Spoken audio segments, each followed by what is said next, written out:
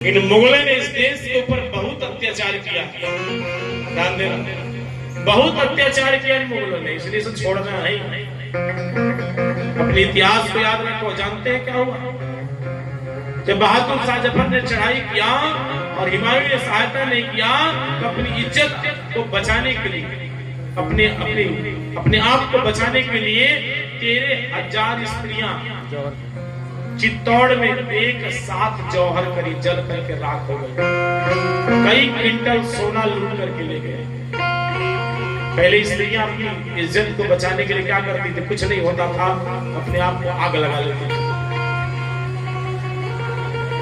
ये है संस्कृति संस्कार भारत का। जल करके राख हो गई, लूट करके लेकर के सब चला गया। क्या हुआ?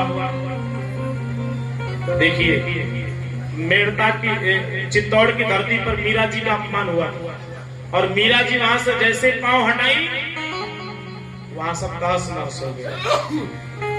मेड़ता के लोग भी उनको नहीं समझते। मेड़ता से जब मीरा जी गई तो वहां भी मुगलों ने चढ़ाई कर दिया। वृंदावन चली गई। वृंदावन जाकर के मीरा जी गौरांग महाप्रभु के कुछ भक्त शिष्य लोग थे, वहां रहने लगे। कुछ समय तक वहां रही। फिर वहां से जब उनको बुढ़ापा आया तो मीरा जी द्वारिका चली गई। द्वारिका जब पहुंची,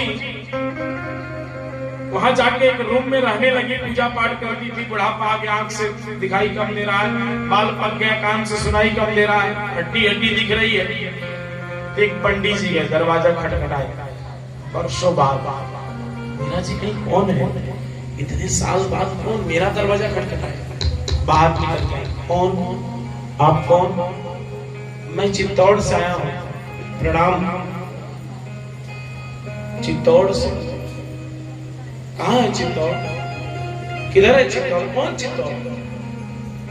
दुनिया के लोग कहते हैं जहां दुख मिलता है, जहां दर्द मिलता है, वो जगह भूलता नहीं। लेकिन जो दुख और दर्द को देखा ही नहीं, उसमें रहते हुए उससे अलग रहा। जैसे कमल का पुष्प कीचड़ में होता है, उससे अलग होता है। ऐसे मीरा जी थी, घर परिवार में रहते हुए घर परिवार से अलग। बोली कौन चित्तौड़? हम लोग कहते हैं जहां दुख हुआ वो भूलता नहीं, मीरा जी को याद ही नहीं, क्योंकि उनको कृष्ण के सिवा और कुछ दिखाई नहीं देता। कृष्ण मन कृष्ण, मन कृष्ण ही हमारो तो बस सब कुछ कन्हैया है। खाना के सिवा और कुछ नहीं दिखता। बहुत याद दिलाए पंडित जी, तब याद आया, अरे हाँ हाँ हाँ, वो चित्तौड़। हाँ, वहां एक महात्मा आए थे, बोले हैं यहाँ पर संत का अपमान हुआ है, इसलिए धरती तहस नहस कर गई है, ये खूनी हो गई है। अगर ये संत वापस लौट के इसके धरती पर आ जाए, आशीर्वाद दे दे, तो फिर ये धरती फूले फले। मीरा जी कहीं अब नहीं जाएंगे वापस लौट कर। साथ में महाराणा प्रताप, उदय, ये सब लोग थे। पन्ना धाय, पन्ना धाय बहुत बड़ी त्यागी थी। महाराणा प्रताप की माता लेकर के भाग रही थी, जब मारने के लिए वीरमदेव दौड़ा था। बनवीर, गांधी जगह बनवीर। तो उस समय इनको छुपा करके राणा प्रताप को, अब पन्ना धाय क्या करी थी? अपने बच्चे को रखती थी और बोलती थी यही है, यही राणा प्रताप है। पन्ना धाय ऐसी दासी थी कि अपने बच्चे को कटवा डाली और राजकुमार को बचा लिया, और वही महाराणा प्रताप होकर के सनातन धर्म की रक्षा की। गांधी जी ऐसी घटना वो गए थे। मीरा जी कहीं ना, अब वापस हम नहीं जाएंगे, अब दुनिया में नहीं जाएंगे। हे कन्हैया क्या करते हो? पंडित जी कह नहीं जाओगी तो हम भी नहीं जाएंगे, यही मरेंगे। कहीं रुको, एक बार कन्हैया से पूछ लेंगे। कान्हा जी के सामने गई, हाथ जोड़ी गई, हे प्रीतम, हे कन्हैया, अब कितना तड़पाओगे? अब कितना तड़पाओगे? अब कितना हमें दुख दोगे? अब क्यों संसार में भेज रहे हो?